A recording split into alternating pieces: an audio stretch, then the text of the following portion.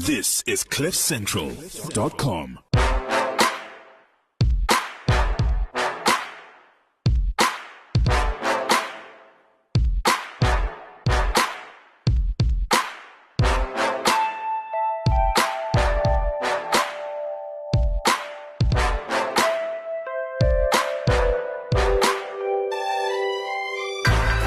Welcome to the Renegade Report. I am Jonathan. And Romani's present, and I've got allergies, so excuse me. You've got allergies, and we're recording from my jazz club as well today. Well, yeah, it's back. If the listeners do hear, it's background music. They're recording right next door here. But nevertheless, we haven't been to studio in quite a while, Jonathan. We haven't. You've been having a good time? Nothing much has happened, as far as I'm aware. Well, stealing the looting continues. But that's not much anymore, right? It's like only 90,000 Rand on KFC. 90,000 in KFC, 60 billion at Eskom, something like that. You know, nothing big. And the people who stole get elected to the Gauteng ANC's NEC. Oh, well, It's not wonderful. only that, we got Gidani Mahlangu, who got also elected to that exco after being overseeing life as a Dimeni. Oh, this new dawn is just fantastic. I want Jacob Zuma back. Some people actually have been saying that, and it is a fair argument. As I said a few weeks ago, he was on a mission to destroy the ANC. And unfortunately, they took him out before he could. But who knows? Let's see the elections in KZN next year. Hopefully a lot of violence. If not everyone is dead from election violence, you mean? What's worse? Having an election or not having an election because everyone's dead? I don't know. Yeah, right. So to discuss not really the politics of all of this, but certainly the economics, because the country is in a lot of economic trouble. I think you'd have to be blind to deny that, or an ANC member. And we've got an economist in studio. No, sorry. Don't demean the blind like that. That's not a disability compared to being an ANC That is member. blind shaming. You're correct. It's Indeed. blind shaming. So we've got an economist in studio this week, a gentleman we've been trying to get into studio for a while. He's a busy man. You hear him a lot on many other platforms, but we've got him exclusively for as long as we want, because we've got the key to the door. Mike Schussler from economist.co.za. And as I said, well known on many platforms. I'm sure you've heard his voice before. Thank you for coming. Thank you, Jonathan. Right, so I just want to get into it. I want an IMF bailout immediately so that the IMF can say, you can only steal 20%, not 80%. Do you think that will happen anytime soon? No, there's a very big reason why it's not going to happen. We actually got some good news stories. We're actually a capitalist nation in the first place, and I don't think people realize this. We've got the 8th biggest pension fund assets in the world in US dollar terms. We're bigger than Germany. It's one of the reasons why the JSE is the 17th biggest stock exchange still out there. And it is really a very big thing if we look at that. And there are 16.5 million accounts that own those pension funds. Now, that doesn't mean people, but it's probably about 12 million people. How I got there is the FSB says there's about 11 million that paid in over the last while, and then there's 920,000 pensioners. And we do know that there's about 4.5 million accounts that are dormant. In other words, a person that's lost their job or moved from one job to another. And I think it's around 12 million accounts. So if you've got 12 million people owning this economy, there's a lot of money there. And in GDP terms, it's the 5th largest in the world. And people are always surprised by this because, people haven't thought this through. So they make these statements, I'm going to nationalize, I'm going to do this. Or people say, well, the IMF is going to come and bail us out. Now, the IMF has certain rules. If we have a current account deficit, they may still come and bail us out. But the problem is when the IMF comes and bails you out, they're going to say, well, we're going to give you some things that you're going to have to do.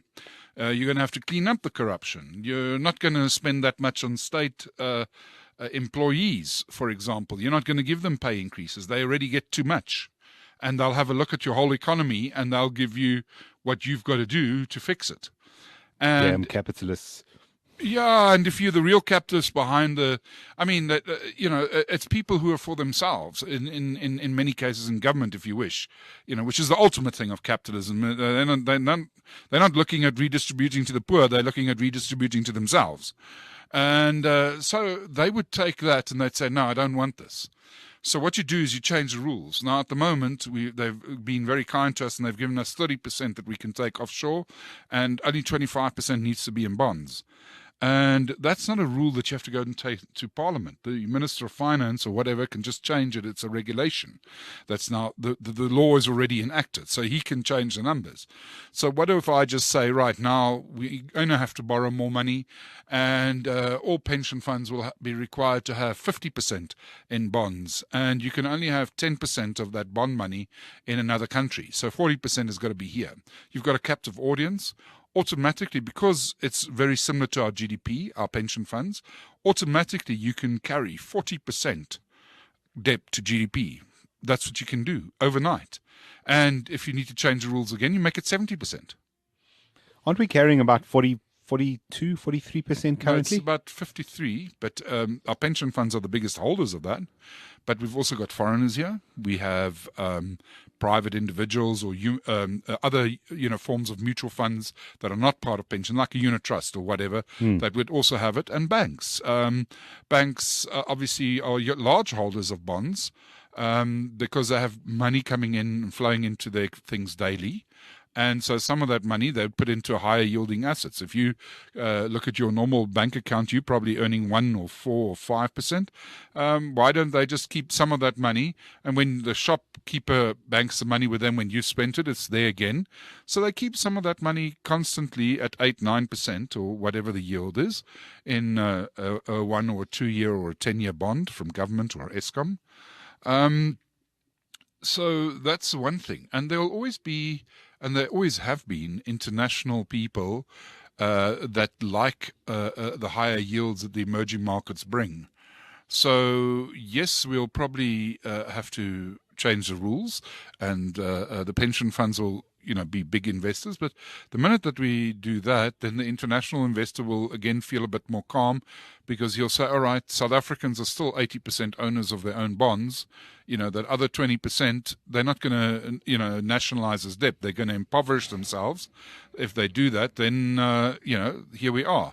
Well, what's the straw that breaks the camel's back then?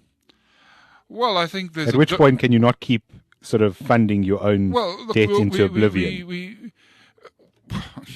I mean, the government can print money. The government can print money, and then we have the Venezuela situation or the Zimbabwe situation. But here, the government hasn't printed money. I must say the Reserve Bank has been pretty active in managing things. Maybe, people don't like the Reserve Bank, but I think they've been, in the whole picture, they've been pretty good. But here's the thing that breaks the camel's back that we don't think of anymore. We've got the wrong politics. Because if 12 million people, adults, are part of the pension fund system, essentially you're saying they're captors.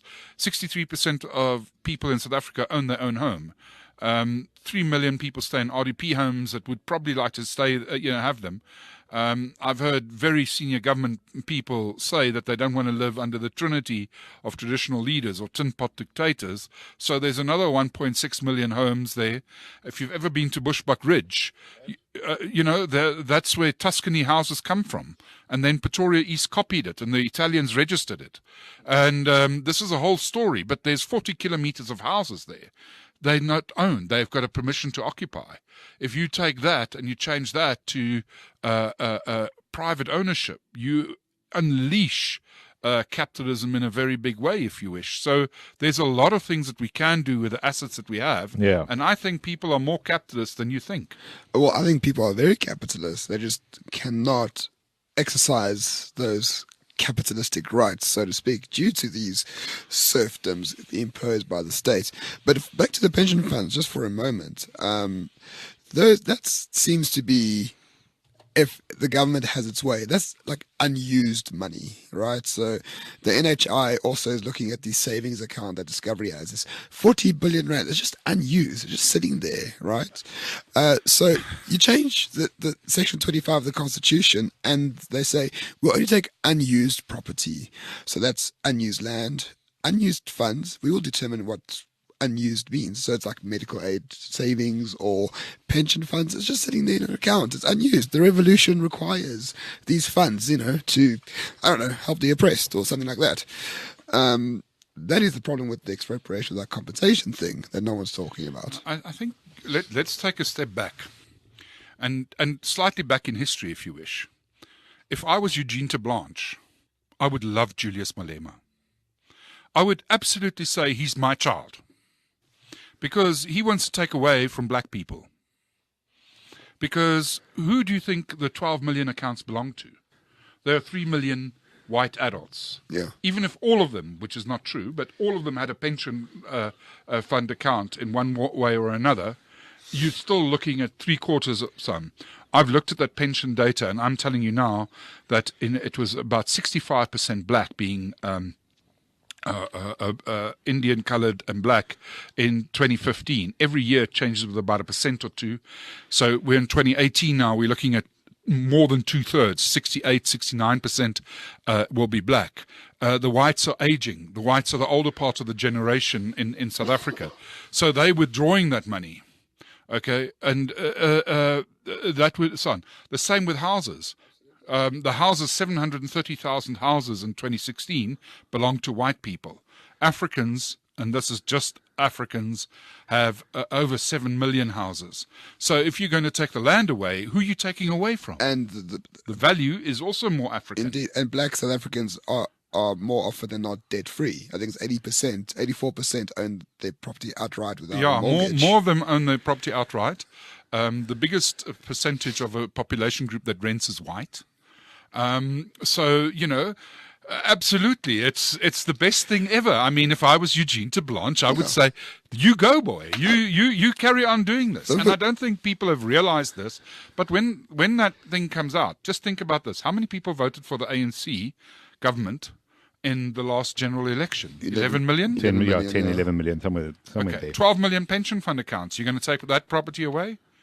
Okay, we've got 9 million people, or we've got 15 million families, or 15.5 million or whatever, and 9 point something million of them own a home. You want to take their land away? Yeah, it's for the Mike. It is. It's not about facts here. These are hate facts. Firstly, yeah, no, absolutely. You should go to jail for stating them. But you've dug your hole so deep.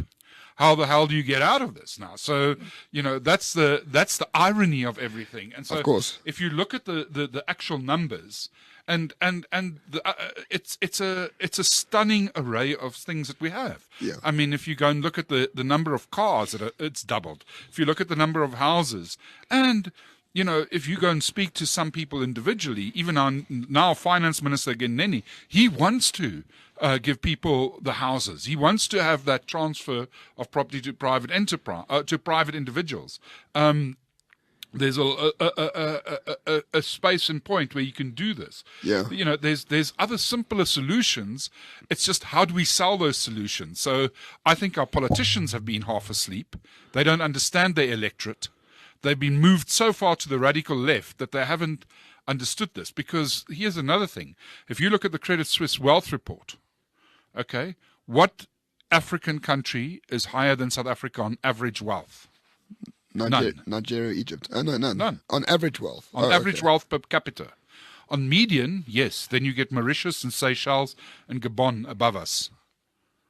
Okay, so we will be one of the more wealthy countries. We're about 34th in their wealthing, and I don't think they do our houses well. And if we just transfer the RDP and the traditional houses, we'll climb up that chart. If you do it in purchase power parity, my estimate is we'll be about 25th, wealthiest nation on earth.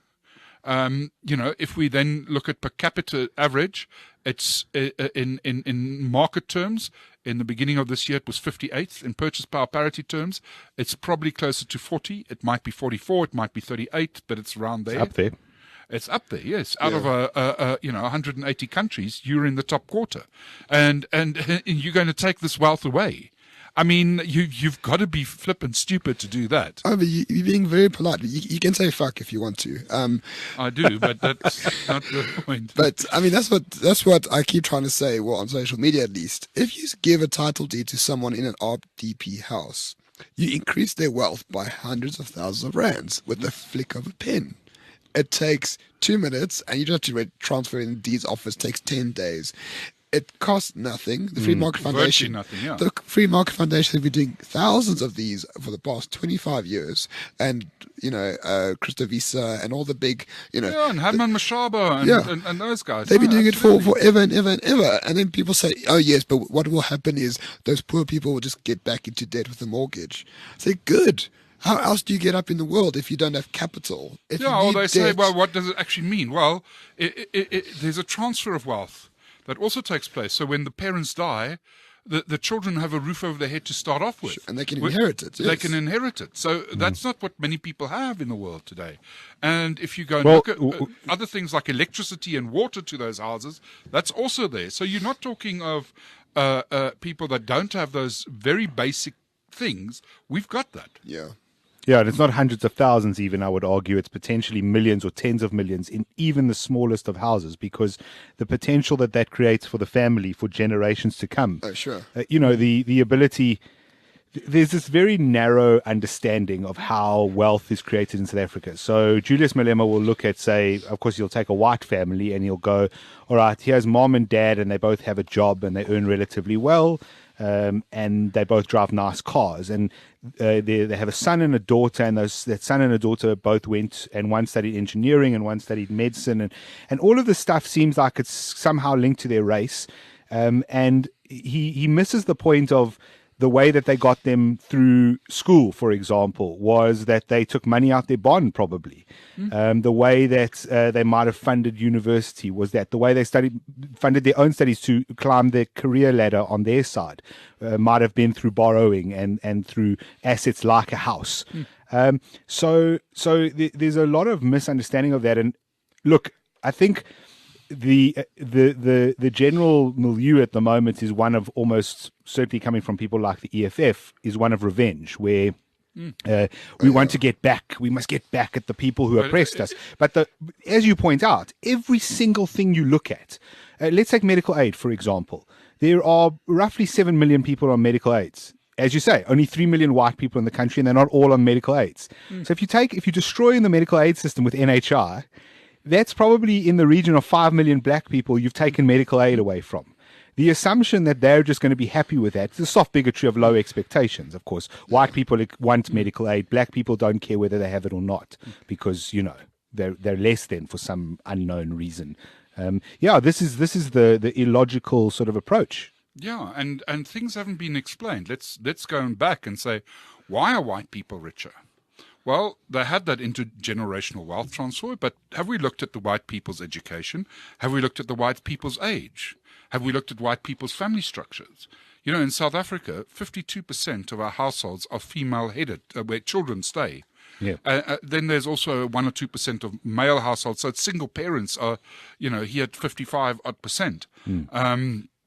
There's good data from the US to show that single parent households have battled with almost every single thing across every category. They sort of rank lower. Exactly. That's not to say you're a bad person if you're a single parent. I think people miss that. It's not. I'm sure you're trying everything you can. In fact, more than. It's very simple. You just don't have the time to do your job and look after the child and take care of the house. I mean, it's just impossible. And there's no chance of a second salary. Right. And that's important in the modern world today. And then also, I think what we also don't look at is we don't say, okay, what is the split rural to urban? And in South Africa and most other countries in the world, rural people are generally poorer because they don't make the money. They might have the view, but they don't have the money. Let's put it that way. That's a trade-off. That's a trade-off. So why would you want farmland if that's the area that is maybe poorer? Sure. And are you trained for farming? All those sort of things that come in. But let's go back to son. So the median age of white people a little while ago during the census was 38. Indians was 27. coloured was 23, blacks was 21. So if you go and look at that, there's a huge difference. There's a 17-year difference. And I said to Pali Lotla, I said, why don't you, say this? Because I was at Free State University saying this. Professor Jonathan Jansen invited me and so on. It didn't go far, but he sort of just looked at this and he said, no, that's true. In those 17 years, you would have at least 2 or 3 promotions. 38-year-olds are generally richer than 21-year-olds. Yeah. Yeah. So he didn't, so on. But I think that's the problem. You come from a milieu where you say everything was the past's fault. Yeah. And therefore it was white people's fault. And therefore I don't want to release statistics, son. I'll leave the statistics there. But I won't explain what's the actual thing. Yeah. Because if Mr. Julius Malema or whoever takes over and you take the land away, it doesn't age people. It doesn't change the family structure. It doesn't change the education. All those sort of things are still there, and you're not going anywhere. Your argument reminds me a bit of the gender pay gap argument that's been happening for the past 20 years or so, which has been debunked because basically people make different choices, people have different goals, and that pay gap is justified because on average women work less than men. Yeah, so they spend less time at work very right. often. And this is exactly what you're doing for the on the race side population. Yeah, and I think people are scared to look at those things, and but I particularly also blame a little bit the academics because I think they only a little. I think a lot, but I think the problem is that many of the academics that work with this stuff know that it's there. Right. But they don't want to publish it for fear of where they are because they feel I'm in a government institution being paid by a government and that shouldn't go out. And, at the end of the day, I think they're not providing the leadership that academics should also provide because we're paying them to be there and to give us the truth, not to give us what they think we want to hear.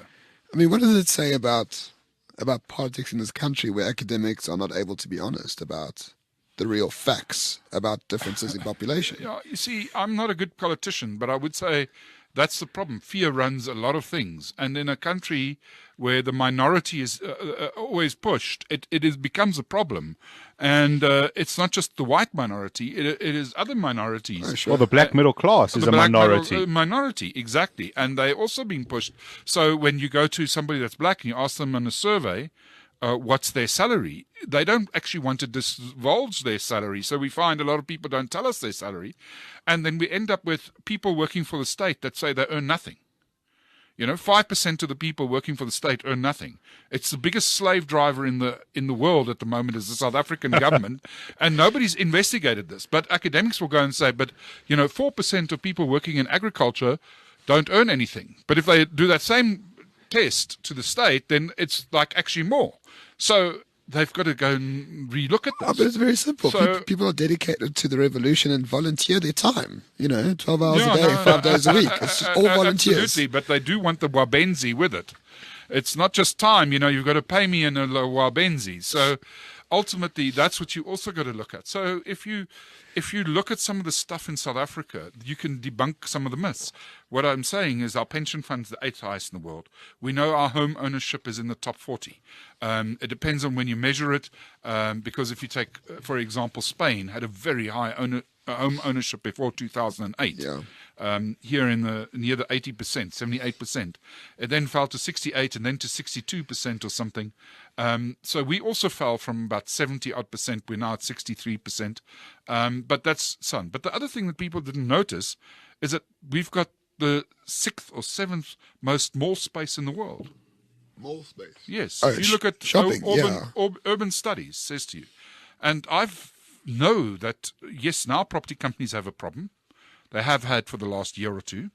But take it a few years ago. How many years? It was more than a decade, probably 2 decades, that property was the best return on the JSE. So somebody was paying rent there in this thing. That's why it grew so rapidly. And they were making good returns. And you now go to Bushbuck Ridge, you now go to Toyando. You now go to wherever, Alice Russell, Upper Harley, Yeah. and there are malls. There are. There are malls. I noticed that as well. And these are not small malls. No. And there's somebody buying, because ultimately the retailer is not going to put stock in a shop, and he's not going to rent a shop, and she's not going to be around if, there's no money. Sure. And it's not just grant money. I can tell you, yes, grant days are huge in those areas, but, that is maybe 20% of their turnover or 10% of their turnover. The turnover comes from somewhere else. Sure. But if you then look at that and you say, how many people have we got? Then you will find, and this is not a total world thing, but we would have the second most mall space per person employed. And you would have to think back and say, wait a minute. Does that mean that that there's only a few people shopping, but we need so many malls? That wouldn't be the case. So, how unequal are the people that are actually employed? And that's what the guys are also not getting right. So they went for a minimum wage. And when the minimum wage was announced at 3,500, they said, no, it's over the median age. But then the trade unions started complaining and saying, but wait a minute, because the trade unions know that the agreements that they have, and if you go to Labour Research Services, which is partly COSATU funded, you will see that the agreements are all above that. But nobody talks about that, So, whether it is the sectoral determinations, the bargaining council agreements, or the private agreements that, like the Chamber of Mines, is not a son or firms or whatever, and they monitor over 500 agreements every year so far. At the top end, it was about 1,000. So if you go and look at this, you say to yourself, but there's something else here, because we've got cars. We've doubled the amount of cars. There's now more than doubled. In 94, 95, it was about vehicles was about 5 million vehicles. We're now at 11 million. If you go to actual cars, it was about 3 million, and we're now at 7.5 million, and that's without buckies. So you say, but there's 9.5 million people in the formal non-agriculture sector. Then these guys must be earning. And if you look at that, the average is over 20,000 rand in those salaries. And we know from the Eskom stuff that they're underestimating those salaries, because Eskom's not telling them about the pension payments they're making on behalf of their employees and the like. So we have a lot of things. So, if you just look at all these stuff, it's starting to show us. And then we look at taxpayers' data, and we look at the pay-as-you-earn data, and that says 7.9 million people, and that would include pensioners, I agree, are earning enough to do pay-as-you-earn. Not fill in the forms, because you only have to fill in the forms at 240 or 300,000 or whatever it is. That says to you that the median, in other words, the person in the middle, in the formal sector, cannot be at 4,500 or whatever they dreamt up. Okay? It's much and higher. So the administrative data, the real data, is showing them up time and again. And we also know that because I do the pensioners are 900,000. The private pensioners, because the grant guy is not getting enough to do a pay-as-you-earn, all right? Right. And the pensioners, ultimately, many of them, the median there that we know, we've got 680,000 of them in a database. We know that they are well below the tax thing. So we know it's at least 7.5 million people. And that's if you assume people are honest with the tax man. Right. Which many, they are. Well, if people got a few RDP houses that they got their names on, they're renting out a few of them. I don't think they're likely to tell the taxman either that they're making. God bless those people. Less corruption. No, absolutely. So if you look at that, the data's coming back, and it's saying to you, we shop a lot, we phone a lot. We like cars. We've got pension funds that are the 8th biggest in the world. And we underreport to SARS. What's the problem, Mike? There's no problem in that, So my question would be: a lot of those things show that we've grown. We've grown. We've improved. We've got a population that's become economically involved. And we probably started from a higher base than we thought we had in '94. Perhaps. in fact, almost certainly we started from a higher base than we thought we had, because we excluded an entire economy that had to exist. Yeah. People still had to trade between themselves, feed themselves, send their kids to schools, etc. Yeah. So that there was an excluded economy that became an And there's still parts of it that are excluded, because you can look at the trade in a area where one guy has a sheep and the other guy has a goat. Yes. And they're trading. That barter would be excluded. It's judged maybe, but it's excluded. Well, this is the essentially. We same don't as have the real stockpiles data. and all those things. Money kept under mattresses. We So- don't know the size of the taxi industry. Some of that, well, certainly. So some of that points to an improvement. Some things going right. Improvement. Those numbers are heading in a correct direction. So that's what I want to get to. Is okay. That seems out of line with the fact that the economic policies of the actual government are horrific, in my opinion. They're not policies of growth. They've never shown growth anywhere in the world. They certainly tend towards socialism. You talked about moving to the far left now, and things like expropriation. The rhetoric, yes. Well, the rhetoric, and when they say we're shooting ourselves in the foot. when they say we're currently. going to amend Section 25, that is one way to Cuba, Venezuela, Yep. you name it. You name the country. And we don't have the manufacturing prowess like China does to power us out of the chaos that will cause.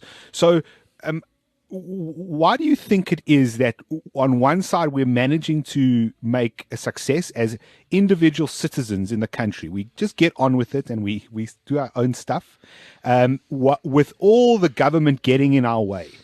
Let's go back to apartheid, if I may. Sure. I sat and I did the statistics of trains, and train passenger numbers were not going up, they were going down. And you didn't see all those people move to buses. And yet they claimed there were more people employed and so on. So what was happening? Well, either people were moving to cars or something else, and that something else was taxis. So here, taxis are coming in. We did our best to stop them. We had all routes and controlled, and the traffic policeman with his grade 8 was there stopping people and so on. Yet the industry flourished. And if you go and look at the sales of minibuses, not all minibuses are taxis, I understand that, but it's been rocketing. And if you look at that, it says to you, despite the government's intervention, and despite us telling the farmers, no more subsidies. Let's go back into the new era. We say no subsidies for you. We've taken everything but 4 cents of the diesel away, that they get sponsored with a bit. We don't even give them help during times of drought. Yet they're succeeding. People make a plan.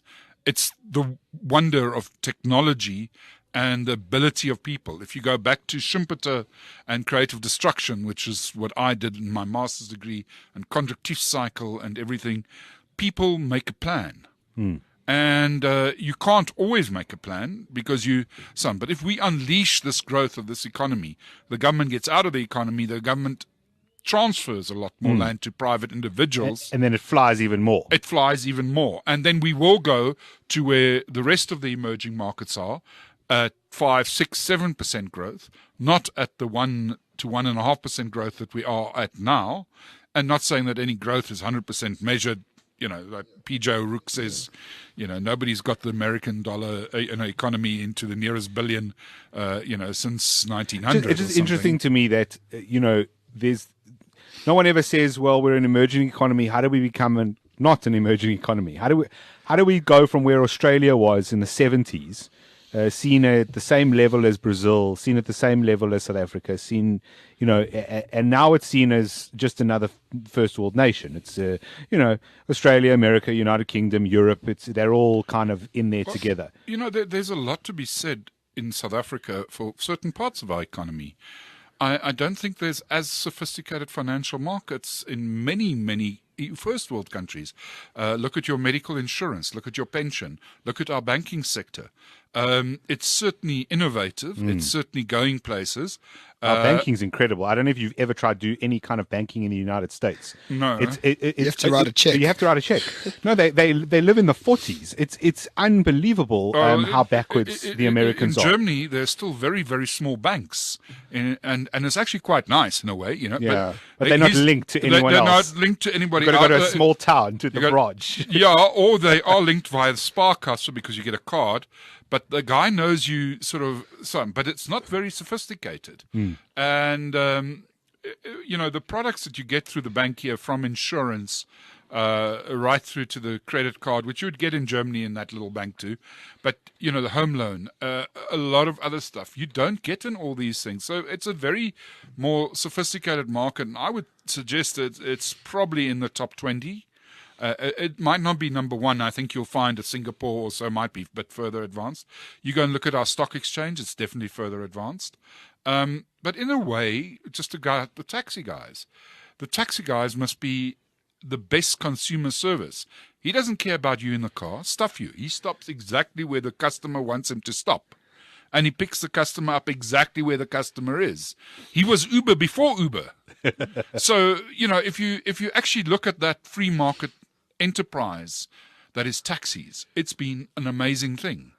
And it says to you that they are more expensive than buses. They are more expensive than trains. Yeah. But people migrate to them. Yeah. As soon as they get some money. Yeah. And it makes sense. And once and from taxis, you migrate to cars. Yeah. Maybe first a second or and third. I would suggest car. if the taxis were a bit more free market, if they weren't such a cartel, so if they weren't sort of set routes and they were able to diversify a bit in that, so a guy could decide, well, actually, I'm not going to drive from Soweto to Park Station and then Park Station to Sandton. I'm just going to drive from Soweto to Sandton. Because you can't do that route currently. Rules, if you go and look at American taxis, you have to get a license or a medallion. UK, and you go and do all these tests that everything backwards. So to them, son, and I think that next step, Uber is probably liberating a lot of people. But I mean, you see people take taxis everywhere now. And I think, yes, it's probably cartelish, but I don't think it's complete, because otherwise we wouldn't have that underlying violence, probably, because people are trying to move into other people's territory.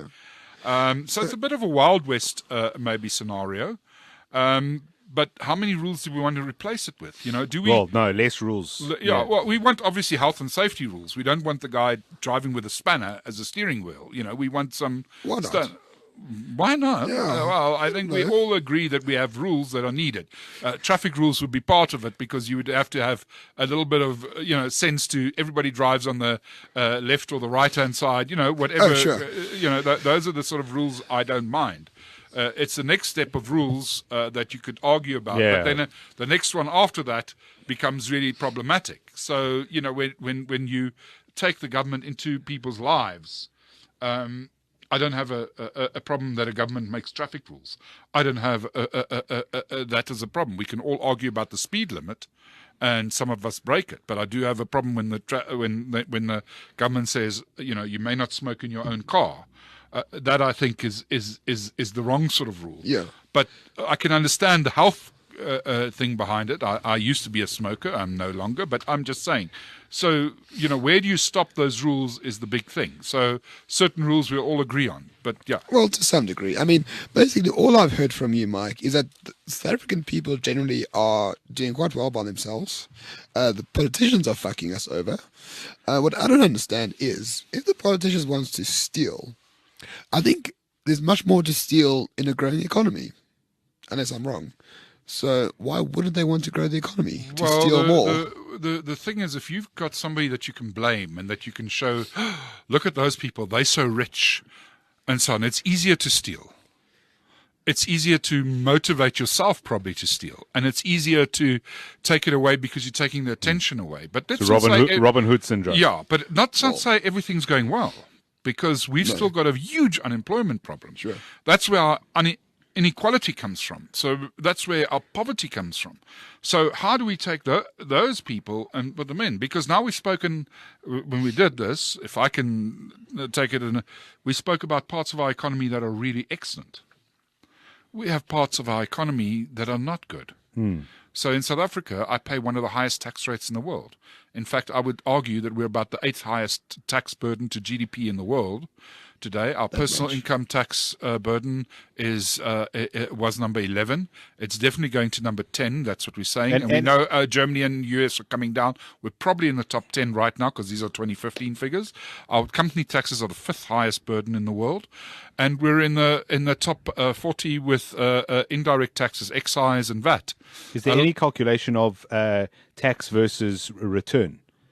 Well, because I would argue that we're number one then. Then we're number one because I would agree with you. In terms of non-return. Well, here, let me give you why you're right. If we look at the world average, there's 24 kids per teacher. In South Africa, there are 32 kids per teacher. And if it wasn't for the fee-paying schools, it would be 34. And leave out private schools now. Yes. And so on. If I go to the high-tax countries, such as like Sweden and those places, there are 14 kids to a teacher. Now, a teacher can intervene and do better. And I would argue that the teachers are better qualified in those other countries. And this is where we fall down. So we have a very big trade union in the SATU. Yes. And they play havoc with people's lives. And that's the real scary part, is that we're still blaming the past for what's happening in the present. Yeah. When those people that were benefited by the past, by being made teachers in the apartheid era, are still with us, and the people that have come along with them, and they've now taken over very often the teaching departments and decide who's a principal and who isn't. That's first. Then we look at doctors. 1.8 doctors in South Africa per 100,000. The world average is over 5. So, that's a huge indictment on us. And in this case, I would argue that it's sometimes the professionals that are keeping them out, because what is the Health Professionals Council doing? Why are they not speaking up and saying, we shouldn't have an intake of... We've got so many kids that want to become doctors. We all agree on that because we all know people that didn't get into a medical school. We should be saying, but we don't want 1,500 or 1,400 doctors a year. We want 5,000 doctors a year. We want to fix our medical schools to get there and so on. But why is the Health Professionals Council not pointing this out? Well, because they're making better bucks out of it. Same with the accountants. Why can't we have X amount of... They only want so many to pass. Bugger that. The same with the lawyers. Bugger that. Who's got the nicest offices in Sandton at the moment? The lawyers. The lawyers. And why is that? Because of the Competition Commission. And has that really helped South Africa, that the lawyers have a better building? Yeah, no, not at all. I mean, No. The other point about the doctors, and maybe we can get to this giant elephant in the room, is that the health department, the HPCSA, which is essentially just a limb of the health department, a regulatory limb, they do want to increase the number of doctors, but they're not really willing to increase the quality of education first, or the capacity of the quality education. So they're not prepared to go to UCT and WITS and say, well, you guys make good doctors, so what we're going to do is we're going to double the amount of money we give you so that you can do that. And then what they're equally not willing to do is they're not willing to, and the health minister has been very blunt on this, the private sector has said that they're willing to train somewhere in the region of 3,000 doctors a year. That would solve a lot of our problems. But the health minister refuses to allow for private medical schools to exist.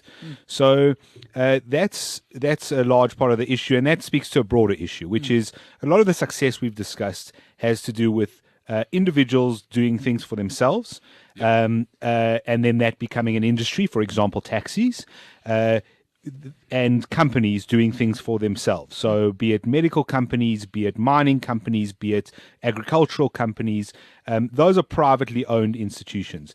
And we have this big problem of anything the government touches, really, it's the opposite of the Midas touch.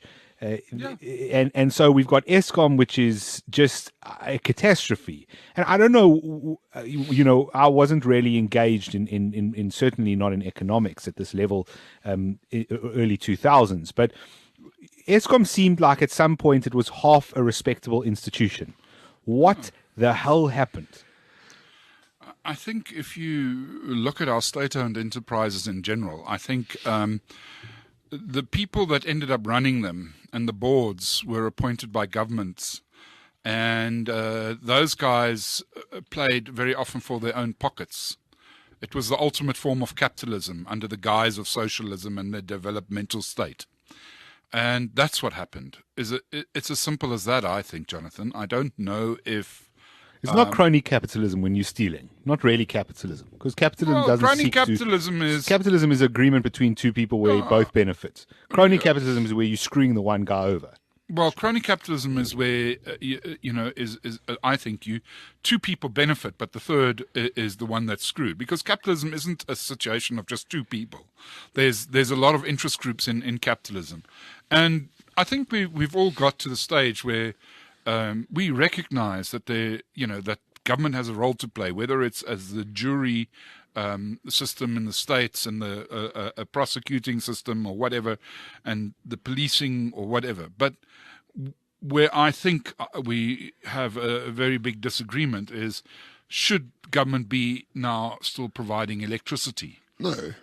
Maybe Of course not. they need to be the regulator of it. Maybe we need to also, before we just privatize Eskom, split it up, because you don't want a monopoly. A private monopoly and a government monopoly would be both as bad. It's the same thing. Yeah. But I mean, why doesn't the government just regulate shoes, Mike? Because not everyone has shoes.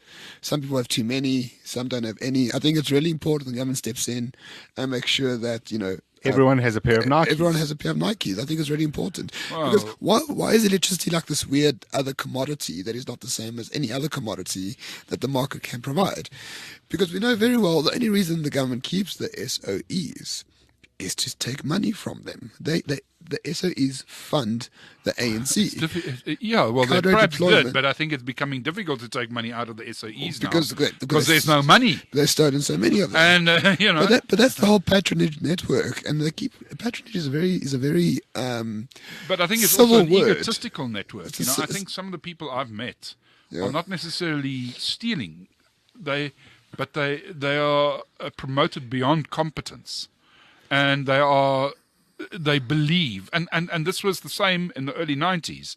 They absolutely believe that they've got this whole thing, that they know everything, and they're there because but if it wasn't for the party political connection, or if it wasn't for nepotism or whatever, they wouldn't be there. So we've had this stuff. I'm quite sure it's true, but there was this rumor that Dudu's daughter or son was running part of SAA and this and that.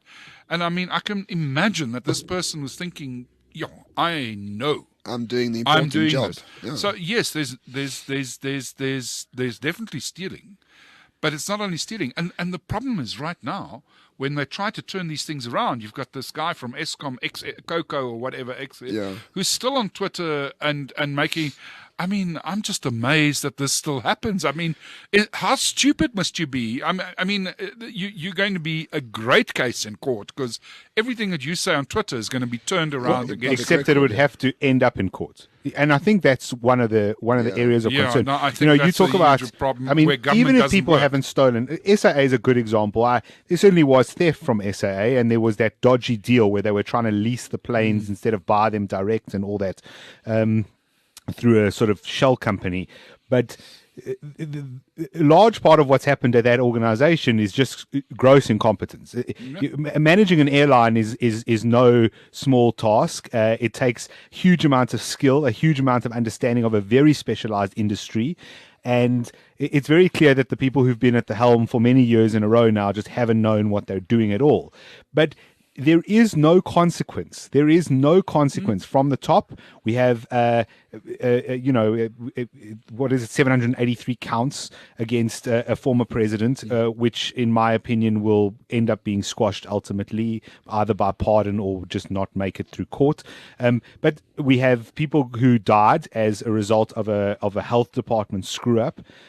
Nothing's happened. There's a cost to the taxpayer. Certainly, there's always a cost to the taxpayer.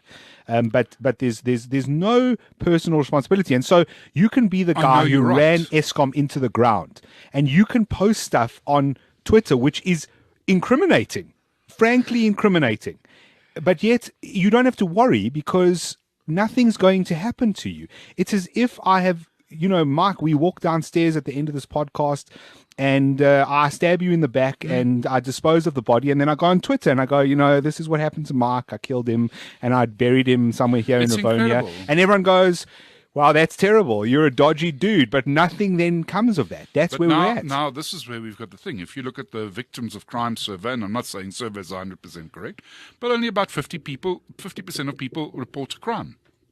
Sure, but that's loss of faith in the justice. But why do they lose that faith? Because if you look at the next set of numbers, the amount of criminal things reported, only 6% or 7% of them end up in a court case.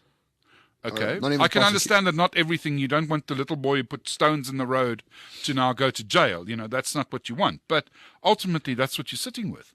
And then of those, only half of them are convicted. So you're looking at 3% conviction rate. Maybe that's a bit wrong because obviously some criminals do a lot of cases. But it does say to you that crime pays. And then on top of that, if you then halve it because half the cases aren't reported, it's another thing. And I think what they should be doing is they should be looking and saying to themselves, and you know which cases they do the well at? Racism cases. Well, that too, but just think about it. Drugs. The drug war. The drug, when they catch somebody with drugs, they've got you. Yeah, because it's easy. And you had the easy. drugs or you didn't, and it's against the law. Yes, and it's not hectic. It's not like chasing cash and transit robbers. Sure. It's not. It's having a dog at the airport smelling a bag, and it's like, oh, we got you. Yeah, and that is it. And so they're very successful of that. I would like to know how successful we are at murder cases, but they don't distinguish always. And well, we're very unsuccessful. I would argue we're probably at 0% conviction of public officials who steal tax money. Yeah. I mean, I think there's one minister that's now the ex-transport minister that's now got a problem, but it was the e-native system. And obviously there's paperwork and it makes it easier to get that. But yes, that's the problem. So we are, in one sense, lucky that we've got a court system and so on. But how functional is it? So is it part of the problem nowadays? And is it a will problem as well? So we have what everybody calls a Shaun the Sheep. Do they really want to prosecute all these political cases? No, they don't. Of course not. And so it's the poor guy. I'll probably tell you the shoplifting conviction rate is probably 25%. It's higher than the political conviction rate, which is 0%, as you're saying, right. Or very close or to the 0%. Drunk driving rate is quite high. Prosecution rate is quite high. But even there, you can pay a bribe and get away with it. And that's the other irony that we don't always think about, But if your president is corrupt, the guy taking 200 Rand off you on the N3 because you're doing 120 in an 80 zone, he doesn't think it's wrong. Yeah, but 702 says it's the driver's fault for even approaching the guy with the bribe. I tend all to of 702 listen to something else. I mean, I don't give bribes as a matter of principle, and I know it costs me a lot not to give bribes, but I know many people who think, it's the cost of living in South Africa. It's just, I can either give 200 Rand now, or the court process itself is the punishment. The postponements, the lawyers, the things like this, that's the punishment, not even not even getting convicted. So here we are. We come with a victim of crime survey. Were you a victim of crime? No, sir, because I don't want to say anything that I was actually the criminal called the bribee. Yeah. So even that, says to me how have we fallen if we think about it. And so we don't really have the numbers. But I can tell you now, if we have a 3% conviction rate, it's pretty high. Okay, Mark. So, are we sitting on the edge of a cliff, really? Because Fiscal we've cliff. got. Well, I mean, yeah, but I would argue fiscal cliff is the everything cliff because if Yeah. we fall off that, it's tickets for everything, really. We've got this situation. You've described some positives in the economy, but we've got the government doing everything they can to sort of hamstring this. So we've got these state-owned enterprises that are bankrupt who provide very important services. So they need to not be bankrupt. Other than SAA, SAA can go, but Yeah. Well, we need PRASA to work. ESCOM is actually important. PRASA is actually important.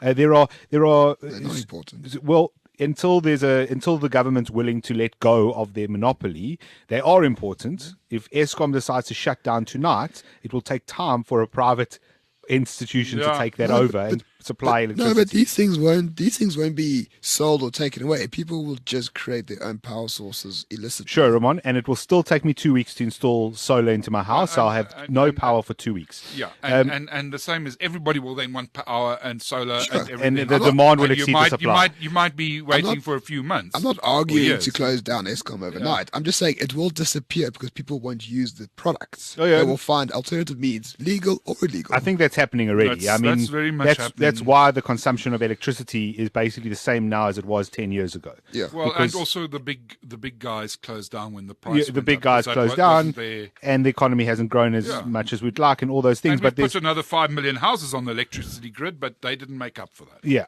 and there's a lot of people who have started to move towards alternative measures and have cut down because they listened to ESCOM when ESCOM said change your light bulbs and do all those things, right? Stop using electricity. Stop using Okay. our product. We really don't want you to pay Yeah. us.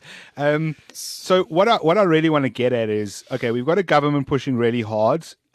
My opinion is if they change the Section 25 of the Constitution, you might as well just call it quits. I don't know what you feel on that. But what's going to take us more? What's going to sort of push us either over the cliff or take us away from the cliff? Okay, can I just say this? I'm not saying we had the best finance ministers in the world, and I'm not saying we have the best central bank in the world. Uh-huh. But I think we've been pretty lucky to have at least a bulwark. In other words, there is somebody uncovering some of the corruption, or at least checking the books at Treasury and saying every 10 million rand tender now goes through us, we check, and so on. So in certain cases, we've had parts of government that have worked. Otherwise, we wouldn't have lasted this long. That's clear. And I think if we go over the fiscal cliff, I think that's keeping up a lot of the politicians at night. And I think there is a chance that we do that. I know from just the salary bill that keeps on climbing, that pushes us there. But I don't think a country just falls over a cliff. I think if you look at a Venezuela, it's been a decline for a long time period. And we've seen Zimbabwe decline for a long time period. We hopefully don't change the constitution. And if we do change the constitution, and even if we don't change the constitution, we don't do anything radical. We have a bit of a history of turning away from cliffs in South Africa, or from watches that are going to hit 12 o'clock. That's the one thing we've got on our side. But obviously nothing is sure. And, this is the Economist coming out to me and saying, when I forecast, I've got to look at all possibilities. So, yes, we do have that possibility. But the one thing is, I think describing it as a cliff isn't a cliff. You actually, somebody's using a word wrong, because it's a drift. It's a drift down, because now we've taken VAT to 15%. In 2 years' time, we need to take it to 16%. And we still don't solve the things, and we still pay the civil servants, and there's still people living a life of luxury in Pretoria or whatever the case may be. And then we take it another step. So it's a slow squeeze, and that's what's happened in South Africa. That slow squeeze, to turn that around, it's a big ship. And I think we were very naive, for example, in thinking President Ramaphosa is going to come in, he's going to turn all this stuff around. I think even us economists were naive, because you can change the boards. Those boards have got to change the management. The management's got to change the next layer. You've got to have processes in place and turning that around and having a look at everything that we've seen. there are some positive signs. What we saw yesterday from Eskom, I think, was much more honest than we've seen in a long time. That's certainly true. As terrible as it was. As terrible as it was, and they even said, we don't know if this is all. And I think we're going to see a lot more honesty in some of the other, I think, a Denel and a SAA and a Safcol and Transnet. Petro SA had 16 billion rand loss 3 years gone. ago that no one talks and about. all our oil reserves. Yeah. No Well, one they've talks had about to. that. They've had to make some people unemployed in a part of the Western Cape that relies on them in Mossel Bay, and that's going to come back and bite some people. Yeah. So I think ultimately we're going to have a lot more honesty, perhaps going forward. I think I don't know, Mike. it's not perfect. I know. I mean, and it's not. I understand. We can, you can make cancer grow slower or spread slower. Maybe that's the better. Yeah. apt Maybe term. you do chemotherapy, But you the still have patient- cancer. The cancer is the lack of reforms. It's the rigid labor but don't you laws. think that people that have all these all these pension funds, you know how many people phone me and of all races and say to me, we're glad you're talking about this. I want to know if my pension fund is still safe. And then we're talking about a teacher in the Transkei Sure. saying, I want to know. And I said, well, it's guaranteed by the state, but yeah, it might not, and so on. And will I still be able to afford medical? All those things, because they've seen what's happened to the Transnet guys. They've seen what's happened in Zimbabwe. So I think if we can get that sort of leadership and that sort of political party that looks at that side, because let's face it, we are a shareholder capitalist nation if you look at it. If we've got 16 million households and we've got 12 million people that have pension fund shares, 3 million people have unit trusts, there's probably son. We haven't even spoken, the claimed. And I'm not claiming the people that say we for all women here in BEE, but there's 11.8 million people that are beneficiaries of BEE. Why has nobody figured them? Why has nobody given them a share certificate? Why has nobody sent them the value of that company's thing? There are 480,000 that do know that. That's mainly the employee shareholder schemes like Kumba. That's very often the community, specific community, where you know what's happening. But somebody else is deciding for you. Now we've got the chemical union. Now there's the ultimate capitalist. The two oaks that sat on top of that union that were all spowing socialism at us and making lots of nonsense statements and meetings that I attended 2 decades ago, ended up with 4 billion between them. And they've left the unions, but they're still controlling that fund. So ultimately we have that too.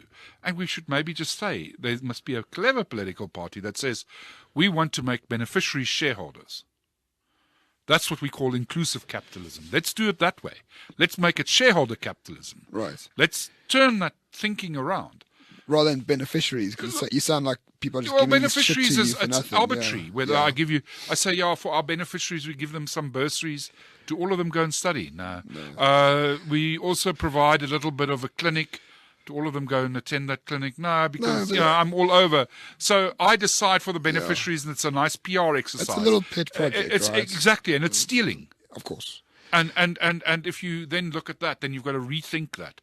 So we've got some building blocks in place. If we do it clever, then people can do that. And I think the majority of people in South Africa that I know, whether it's the petrol attendant or the son that wants a job, they want certain things. They want their own house. Yes. They want to have a good income. They want to have a prospect for them and their children. All those sort of things, like the rest of the world wants. So I think this is what's happening. There's a lot of people, the pushback from small people trying their own little business. Ironically, we saw when social grants came in, a lot of the people that were self-employed declined from about 2.5 million to about 1.2 million. Interesting. It's now starting to increase again to about 1.4 million. So people stopped doing their own little thing and just relied on those grants. It seems like it. Okay. So, but now people realize that isn't all. They've got to do something. And I think that is a turnaround. I'm not saying it's a perfect turnaround. Sure. And it's it's something. also what message are we spreading? And who owns the media these days? 702, you were making a comment about Prime Media is owned by a trade union that's under very serious problems. NUM, and they used to be very relaxed capitalists. I know them. And they are now no longer relaxed capitalists. They're now worried. So the whole thing turned, and you had to look at it differently. Who owns ETV? Well, actually, the people that own ETV, they're in that trade union, they're more shareholders than workers now, because the workers have lost their jobs. So there's less than 100,000 workers, but there's more than some, not shareholders, beneficiaries. Right. All right. So if you make them shareholders, HCI, they will know they've got shared. This is what ETV means to you. This is what HCI, this is what the casinos mean to you. And where's that throughput? Where's that see-through? Where's that transparency there? It's not. And it's not. And so if you're clever about this, you turn things around. You say, why? I want to see the church's books. I want to see every church have an annual report and tell me what the bloody pastor gets paid. Oh, by the way, I also want to know what the secretary at the church gets paid. And the trade union should have the same. Oh, and these non-governmental organizations, I want annual reports from them annually, son. I want the same with the beneficiaries of the BEE deals. I want to know who's getting paid what, son. Must be figured. You can then bring in an admin group or whatever people that then it's their requirement to give a fair value, to get somebody actuary or whatever to give a fair value, or an analyst of the company that these people have got a share in, because some of these things aren't even listed. But I'm just saying, if we've given all this wealth to people, yes, we must make it work. Of course. And so what does that say to you? If people want that wealth, that's what they want. They want to ultimately own something. Sure. So that is our ultimate defense, is it not? In some ways, sorry, John. Yeah, last question from me. No Do you think that there is a political party that exists that acknowledges that? Because I don't see it. I don't see much of it. I see a bit of it in COPE. I think there are members in the DA that definitely see that, but not as a forceful message. Yeah, to the but masses, though. Without saying, I spoke to Bantu Holomisa once, and I said, look, if I was you, I would certainly focus more on the unemployed. That number is growing, and I would make sure to say to the unemployed, we need to get you a job. That's what we need to do, because and then people agree with that, and then I say, and then we've got all these shareholders, and they said, but I didn't know we had all these shareholders. So this is where the stuff up comes in. So even if you're at a business school and you're doing a thing at a business school in the Cape, those guys don't know it because they haven't looked at those numbers. They also believe the slogans. And that's the problem. Our academics are also lazy and have believed the slogans and haven't looked at what's actually happening. And the stuff I'm mentioning you, it's in the Financial Services Board, or now called the Conduct Authority, annual reports. The comparison comes from the OECD. I've taken Towers, which is a big thing that Riskura did as well, with them about the emerging markets. Our BEE funds would be just listed in the top 100, would be the 10th biggest pension fund in the emerging market on its own. If you take it that it's more than that, in other words, there's Salms Delta, a wine farm, and companies outside the top 100 and whatever, and everybody claims to be a BE partner these days, then you're probably looking at 400 billion or so, and that would put you in the top 8 there as well. So why are these people not getting those benefits? Why are the benefits not being felt of BEE? Because the slogans are winning, and because the real information is not there. And partly our real information is not there because it suits the current political party to keep that away from us, and it suits the academics to be lazy, and it suits the business leaders to not upset the apple cart and to continue making their money.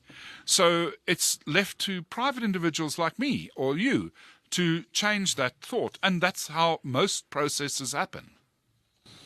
Yeah, my only concern with some of what you've said is I worry about, you want the data, really. That's what you want, the data to be far more transparent. So we know where everything is, where everything's going, who's getting what, exactly how everyone's participating in the economy.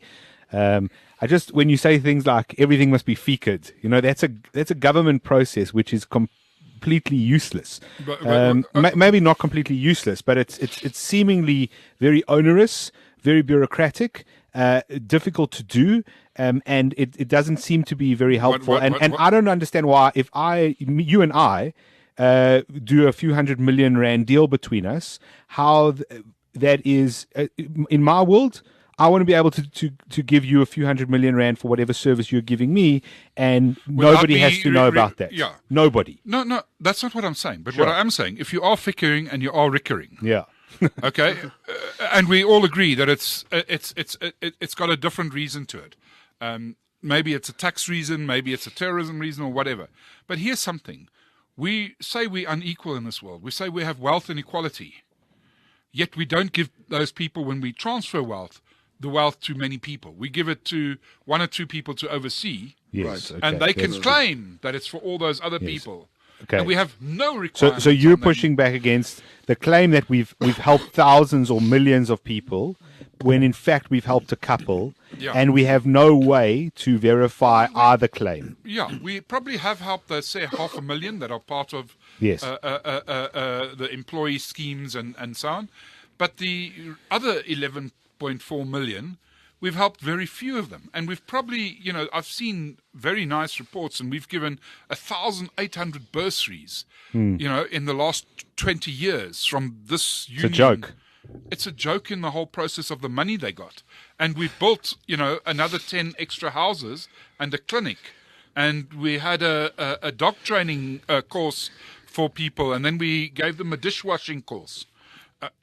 Pottery and yoga sessions Yeah. as well. It reminds me of the Thomas Sowell quote. It's like the government steals secretly and then gives back a tenth of it extravagantly, right? Like they Yes. steal 40 rand and they give you 5 rand back. Say, fuck, aren't you so happy we give you 5 rand back? And why does nobody talk about it? Because the companies should have thought about this and said, why is this? It's going to come back and bite us every time. So if I was the companies, I would say, I want this to happen. Because if you're saying to me, as a company, I must be registered, I must do this and do da, then those guys must have requirements too. It's not just a one-way street.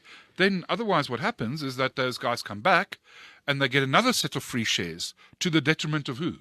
The current shareholders, who are pensioners, who are those 12 million people who own our son. So again, we take from black people, if you wish, to give to a few people. So it's theft. Well, yeah, that's part and parcel of having a state, Mike. Yeah, but this is the rule that we make, and this is the private sector being very much involved with it. But it's called Now there's redistribution, some not theft. kickback and saying, wait a minute, we've done this once before. We don't want to do it a second and a third and a fourth time. Now the Chamber of Mines realizes it. Some other acts are starting to say, but wait a minute, this is my second BEE deal. This is not a something and so on. So some people should start asking questions. So I think not only were our academics, our businessmen were lazy too. They didn't think this through either. They just went along for the ride. I think You'll never come across a group of castrated individuals like business leaders in this country. Yeah. They will literally go, they went along with apartheid, they go along with the ANC government, they'll go along with socialism. If it becomes communism, they'll go kiss. along with that. They'll- If we have concentration camps and gulags, they'll go along with that. They'll provide the fencing They and could, the food. They could care less. They don't give a shit. They have no Well, they do care. scruples. That's why they, Well, they invest. care- That's why South African, the 70% of the turnover of the top 100 companies on the JSE is now outside of our borders. Well, So they're caring about their way of taking that out. And they have to look for a return Sure. for their But shareholders. so and here's we the are thing. shareholders of pension I don't- funds. We're too happy to go along with that as well. But they're not activists. I don't they're have not at activists. all. I don't have a problem money with that. Goes where money goes where the Sure. least resistance. Yeah, my point is that And the best I don't have a returns. problem them following basic business principles. My problem is when something clearly corrupt or unethical comes along and across their way, they don't push back against it because they go, this is the state that we have, and this is they the way probably things also are. They also probably feel guilty as well because many of them are still white. So they feel guilty, and those that are very often of another color are sometimes people that are appointed by the party. But we are starting to see another group of people that are pushing back. And that's good to see, especially in the bigger cities. And it will take time. And I think let's see how it goes. I think circles, contractive cycle is a very long cycle. Some people say it's 54 years. That's what he said now because people's lives are longer. Some are saying it's 70 years or so. But just think about this. Do you know anybody that is a National Party member at the moment that ever voted for the National Party? Martin van Skalkwyk. It's the last one, perhaps. Would he be the last? Martinez, sorry. Yeah. No, I can't even remember his name correctly. Yeah, okay. Let's go back. Okay, that's back. That's 20 sort of same, 25 years forward.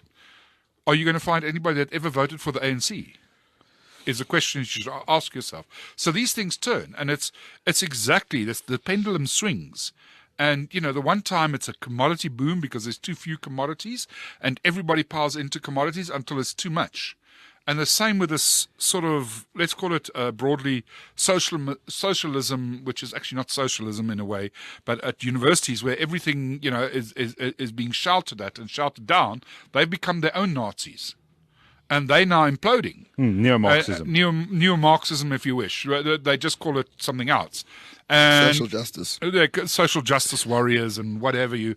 But my point is, it swings. Yeah. And in 20 years' time, who's read so-and-so's book? Nobody. Who was a follower of, let's take Woody Allen as a movie guy. He was top notch in the 70s. Everything. When I was a student, you had to watch, the John Cleese, what is it? Monty Python. Monty Python stuff. You had to listen to it and watch it, and Woody Allen would be part of it. Now Woody Allen nobody admits to knowing Woody Allen. It's turned around completely, and that might just be entertainment now. But I'm just saying we're going through that pendulum swing with everything, and it is always that. Yeah. There was a witch hunt against anything that was left wing in the 50s in America. McCarthyism, yeah. Yeah, I mean, but in South Africa, we actually need to fight for that pendulum to swing much faster. We must fight for that, yes. I have a feeling, people are very complacent here. Very complacent, or they corrupt into the system and accept it and help it, encroach more into other people's lives. So, yeah, maybe we need a disruption, as the techies say, in the political space to give a platform to ideas. Goodness me, that are dangerous. That like sounds very giving branded. black people property that is theirs. Completely what dangerous a disgusting idea. idea. While I've got you, just a couple more minutes. Do you want to tell everyone who's listening why trade wars are not easy to win, and that's a bad policy on the part of Donald Trump? It's a very bad policy. If you go back into the history of trade, trade as a percentage of world GDP, Madison's figures, very famous Dutch economist, showed us that it was about 13-14% of GDP before the First World War. After the First World War, trade things started coming in because during the war, obviously foul ships were torpedoed and the likes. And that led to probably the greatest recession or depression that the world has seen, and at least since the modern era, which is around 1800. So if you make things more expensive, because that's what you're going to do, yes. By putting on tariffs, and then people turn to your local producers who aren't as efficient, it will lead to higher prices. Higher prices take money away from the poor, more so than the rich. And they also distort the efficiency of any economy, so your returns on shares and so on also start to decline, and it becomes a huge problem for everybody.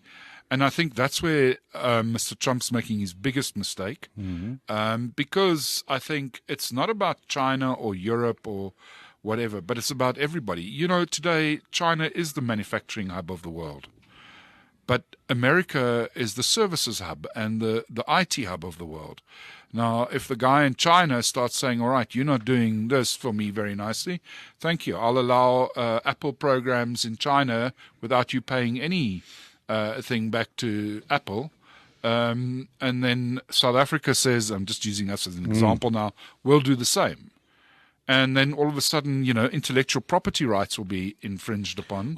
What do you make of the argument, because this is an argument pro Trump's policies that I've heard, which would be, okay, well, for example, when Germany imports a car into the United States has said there is no tariff, or there's a very small tariff. There's a 5% tariff that they charge.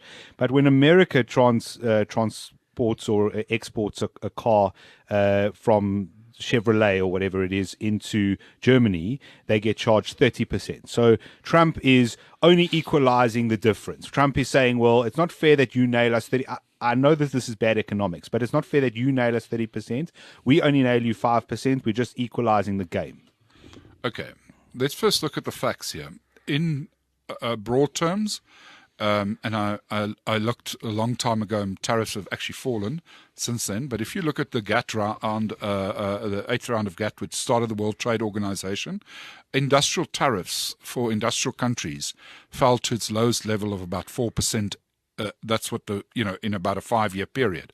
So that was then by the end of the 90s. So yes, there are always one or two exceptions, and it might be that German cars or Germany protects its car industry a bit more, as we do. But ultimately, tariffs are so low today, and it's the world goes around on that.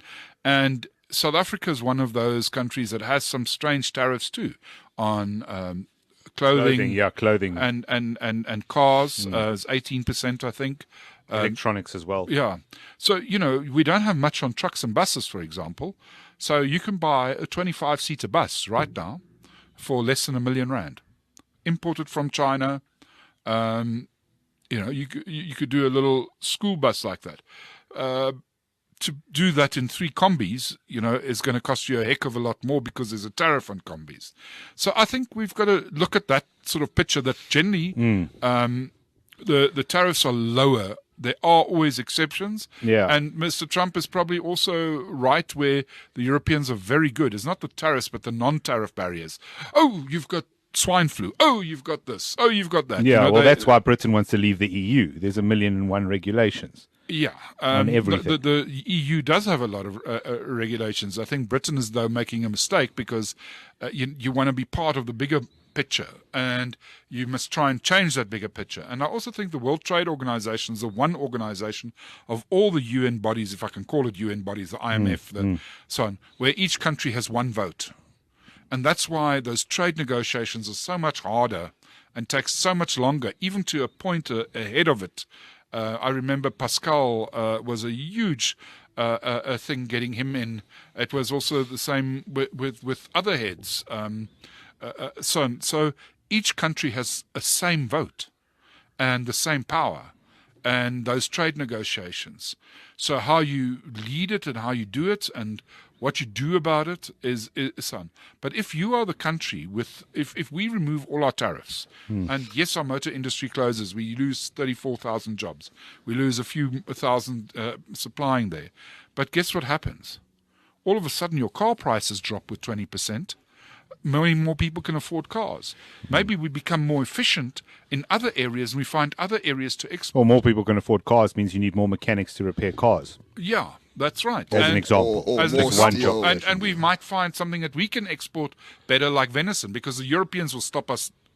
We can't compete on their chicken because their product is subsidized to the nth degree. The maize that those things eat, everything like that, and you can't really. But we might be able to get, say, venison in because they don't have venison. So we might start thinking differently, and I think that's something. For example, now the pig industry has had a huge problem with listeriosis, if I'm saying it correctly. They then lost a lot of sales in South Africa. At least somebody in the Department of Agriculture and Forestry is trying to get them into Singapore and Taiwan, where we can poison the Asians. You can poison Asians. No, I don't think so. But they eat a lot of pork, and yes. they haven't got the same restrictions. So I think they're helping there. So I think your worldview is much wider if you focus on the export market than you. So is Trump maybe pushing back against things that are reasonably unfair, but he's going about it in the wrong fashion? Well, yeah, I think, somebody that's upsetting all his friends the whole time, I mean, and placating his enemies, I sometimes think he's the best foreign minister Russia's ever had. Yeah. But We could have a long debate on this. But I don't want to dump Trump or something here. I want to say there's certain things that he's doing right, lowering the taxes, and they are seeing tax revenues starting to increase, like they did under Reagan. And specifically corporate taxes was the major lowering. Yes. And if you look at that, you look at the States, a small company in the States is somebody in South African terms that would have a 25, 30 million turnover. It's really big, or it's even more. And you get a lot of tax benefits. Your tax rate at the max is 15% or something if you're a small company. It might now be lower under. And then you go to South Africa where everybody pays 28%, but we give you our 300,000 rand or in turnover, your first part of it or whatever. It's ridiculous. You cannot compete in that environment. So in that sense, I think he's really making people sit up and take note. On the trade story, really, we are so dependent on trade. This thing, the cell phone, is parts that come from probably 20 countries, 30 and it's the most efficient and best parts that they can find. Yeah. The medicine, you just think of all those things. And there are certain protections. In medicine, after 20 years, your IP falls away and some other places. But and I don't agree with IP all the time, but people must have a return. But, IP for musicians is longer. It's 50, 60 years. They still get the IP. Yeah. Well, Paul McCartney's not rich enough, really. No, he isn't. And look, great. I love the Beatles, but I'm saying, there's certain rules that could be made easier for everybody. And I want people to get a return. But if you're saying to people whose lives depend on medicine, they only get an IP of 20 years, and then it's got to go for everybody because people's lives depend on it. I know music's lives don't depend on it, but it's not that much of a risk those guys are taking. So why can't we have IP for everybody at 20 years? And then let's leave it. Trademarks are different because you've got Coke, you put money in it every year, and you do that. That's a different sum. But not something I've property, given a lot of thought to. Yeah, but those are the sort of things that are also discussed at a World Trade Organization level, and we don't always realize the complexities of it. But today, everything that you touch is not made in one country. I don't think the world can live without world trade. And also trade and services become important, whether it's tourism or whether it's accounting services. The guys that come and check our accountants are not people from South Africa, for example. Yeah. I mean, I think, Jonathan, you and I both agree this is bad Trump. On the trade, absolutely. Yes. It's bad Trump. Bad Trump. And other than that, he's been pretty good lately. Mike, well, I don't know about you two. I need to run. Yeah, I need to get out of here as well. Mark, thank you. You've given us an hour and a half of your time. Really appreciate it. Really insightful. Really, really insightful, especially the difference in population, earnings, and things like that. Even I wasn't aware of it, and I thought I was relatively well informed, but it's been quite a revelation. Thank you, sir. Thank you for having me. Really appreciate it. So you can find Mark on Twitter at Mike Schussler. That's SCH and then USSLER. Always some interesting insights, and he pushes some buttons that might get him into trouble one of these days, but so far so good. As always, you can find us on Twitter at Renegade_Report, on Facebook. You can find Ramon at Roman Cabernac, myself at Jonathan_Witt. And if you enjoyed the show, you're welcome to donate on Patreon. We always appreciate it. Thanks so much for listening. Catch you next time. Cheers.